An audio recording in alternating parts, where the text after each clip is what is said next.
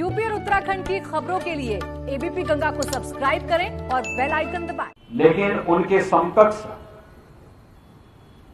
और उसी कालखंड के दौरान दलितों की आवाज को बुलंद करने वाले श्री जोगेंद्र नाथ मंडल को वह सम्मान नहीं मिल पाया। आखिर क्यों? कोई बात जरूर रही होगी। और ये पुस्तक डॉक्टर अंबेडकर और जोगेंद्र नाथ मंडल उसकी बहुत स्पष्ट व्याख्या करता है, हर एक की आंखों को खोलने वाला है। बाबा साहब भीमराव अंबेडकर ने बचपन से सामाजिक अन्याय झेला, छूत का दंश झेला, अपमान सहा। जब उन्हें अपनी उच्च पढ़ाई करने के बाद, उच्च शिक्षा अर्जित करने के बाद वे वापस भारत आए और उन्होंने फिर से अपनी आजीविका के लिए संघर्ष करना प्रारंभ किया, तब भी भेदभाव और सामाजिक अस्पृश्यता उनका पीछा नहीं छोड़ पाई। लेकिन इस सब के बावजूद उन्होंने कभी हिम्मत नहीं हारी। देश के स्वत्व को पहचाना, देश के मूल्यों और आदर्शों के प्रति गहरी निष्ठा रखते हुए देश के अंदर दलितों, वंचितों, गरीबों और समाज के प्रत्येक तबके को आगे बढ़ने के लिए वे निरंतर प्रयत्नशील रहे, स्वयं अपमान झेलते रहे, लेकिन एक बड़े समुदाय को अपमान से बचाने के लिए संघर्ष भी करते रहे। और यही महानता थी कि भारत के अंदर रहकर भारतीयता का सम्मान करते हुए हम लोग भारत के अंदर रह करके इस समस्या का समाधान करेंगे, भारत के आन मान शान के खिलाफ खिलवाड़ नहीं होने देंगे। इस संकल्प के साथ जो कार्य बाबा साहब भीमराव अंबेडकर ने किया, आज उसी का परिणाम है कि बाबा साहब भीमराव अंबेडकर के नाम पर हर गांव, हर शहर, हर कस्बा, हर वार्ड, हर सरकारी कार्यालय और हर एक स्थान पर बाबा साहब अंबेडकर की स्मृतियां जुड़ी हुई हैं। इस देश का कोई भी जनप्रतिनिधि और कोई भी संवैधानिक पद पर बैठने वाला व्यक्ति अगर शपथ लेता है तो बाबा साहब भीमराव अंबेडकर के द्वारा बनाए गए संविधान की ही शपथ लेकर के वह उस पद को धारण करता है। जब संविधान का सम्मान होता है, ये सम्मान बाबा साहब भीमराव अंबेडकर का सम्मान होता है। जब देश की संवैधानिक व्यवस्था संविधान का पालन करते हुए आगे बढ़ती है, तो ये सम्मान बाबा साहब भीमराव अंबेडकर का भी होता है।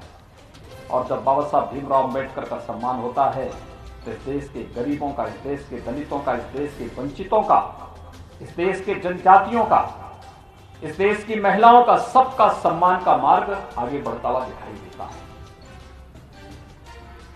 लेकिन याद रखना, बाबा साहब भीमराव अंबेडकर ने इस देश के मूल सत्व को पहचाना था और उन्होंने बहुत स्पष्ट किया था कि भारत के अंदर ही रह करके हमें अपनी समस्या का समाधान ढूंढना है।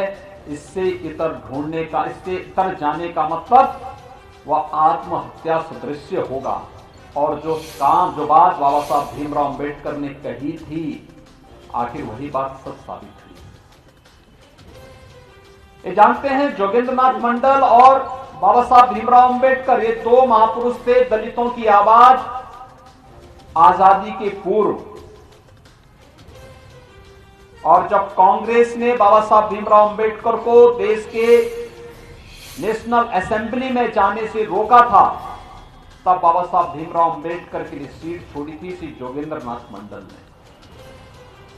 और उनके कारण बाबा साहब भीमराव अंबेडकर नेशनल असेंबली के लिए चुने गए थे, जो बाद में संविधान सभा का गठन जिसके माध्यम से हुआ था।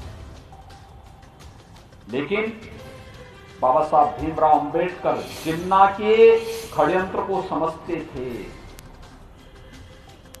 बाबा साहब भीमराव अंबेडकर को हैदराबाद के निजाम ने भी लालच देने का प्रयास किया था। बाबा साहब भीमराव अंबेडकर को जूनागढ़ के नवाब ने भी लालच देने का प्रयास किया था। खैर, जिन्ना तो उनके सामने पहले ही बोल चुका था कि आप पाकिस्तान को स्वीकार कर लीजिए, हम पाकिस्तान का प्रधानमंत्री बना देंगे। बाबा साहब भीमराव अम्बेडकर ने कहा नहीं, भारत मेरी मातृभूमि है, मैं अपनी मातृभूमि के साथ कोई गद्दारी नहीं कर सकता। भारत के अंदर रह करके मुझे भारत के दलितों का, भारत के गरीबों का, भारत के वंचितों के लिए न्याय की इस लड़ाई को एक शिखर तक पहुंचाना है। मैं अवश्य विजयी होऊंगा। आज भाइयों बहनों, दलितों, वंचितों, गरीबों के लिए शासन कल्याणकारी योजनाएं बनाता है तो उसकी पृष्ठभूमि कहीं से प्रारंभ होती है तो बाबा साहब भीमराव अम्बेडकर से प्रारंभ होती है। अगर ये सम्मान मिल पाता है तो बाबा साहब भीमराव अम्बेडकर के कारण मिल पाता है। लेकिन उसी समय जिन्ना का सहयोग करने वाले जोगेंद्र नाथ मंडल धोखा खा गए। वे स्वयं अपना सम्मान भी नहीं बचा पाए और साथ साथ पाकिस्तान और बांग्लादेश में रहने वाले दलितों को भी उनके जान के साथ धोखा करके भाग करके स्वयं भारत चले आए। आजाद भारत में कभी भी जोगेंद्र नाथ मंडल को सम्मान नहीं मिल पाया।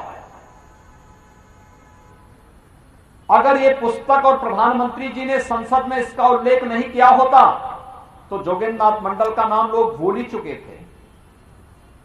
लेकिन बाबा साहब भीमराव अम्बेडकर, मैंने आपको जो बताया, हर सरकारी कार्यालय में, हर संवैधानिक शपथ में, हर गांव में, हर कस्बे में बाबा साहब भीमराव अम्बेडकर का स्मारक भी है और भारत ने अपना सर्वोच्च सम्मान भी भारत रत्न के रूप में किसी को दिया तो बाबा साहब भीमराव अम्बेडकर को दिया।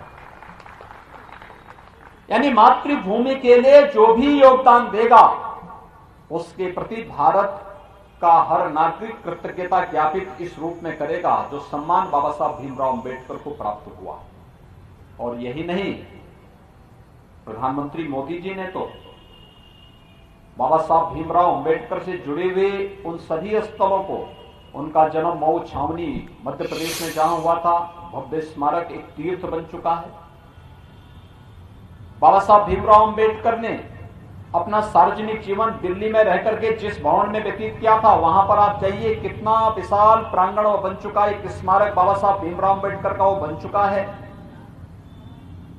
इंग्लैंड में रह करके उन्होंने उच्च शिक्षा जीत भवन में रह करके की थी। भारतीय जनता पार्टी की महाराष्ट्र की सरकार ने और केंद्र की सरकार ने मिलकर के उस पूरे भवन को इंग्लैंड में खरीद करके बाबा साहब भीमराव अम्बेडकर की न केवल वहां पे स्मारक बनाया है बल्कि दलित छात्रों को वहां जाकर के स्कॉलरशिप की सुविधा देकर के उच्च अध्ययन का एक केंद्र के रूप में उसको स्थापित किया है।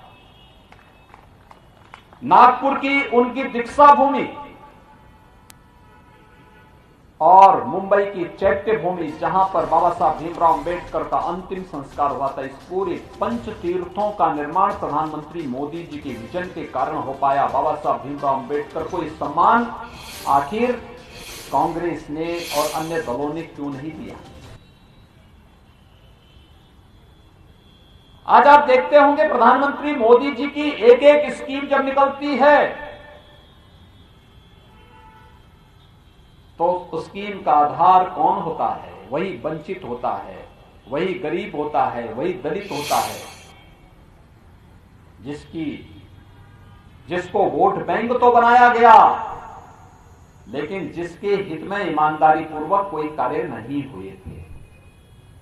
आज प्रधानमंत्री आवास योजना में उत्तर प्रदेश के अंदर हम 35 लाख गरीबों को एक एक आवास, प्रधानमंत्री आवास उपलब्ध करा रहे हैं। आप हर गांव में जाकर के देखिए, आपको गरीबों के, दलितों के मकान प्रधानमंत्री आवास योजना में बनते हुए दिखाई दे रहे होंगे। कोई भेदभाव नहीं।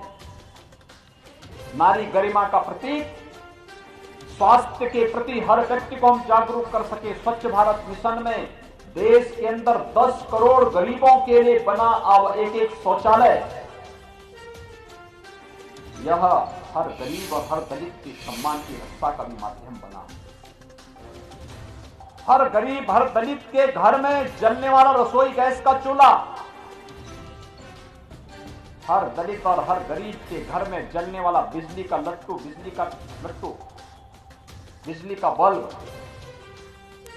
हर गरीब और हर दलित को मिलने वाली आयुष्मान भारत में 5 लाख रुपए की स्वास्थ्य बीमा का कवर, हर गरीब को मिलने वाला राशन,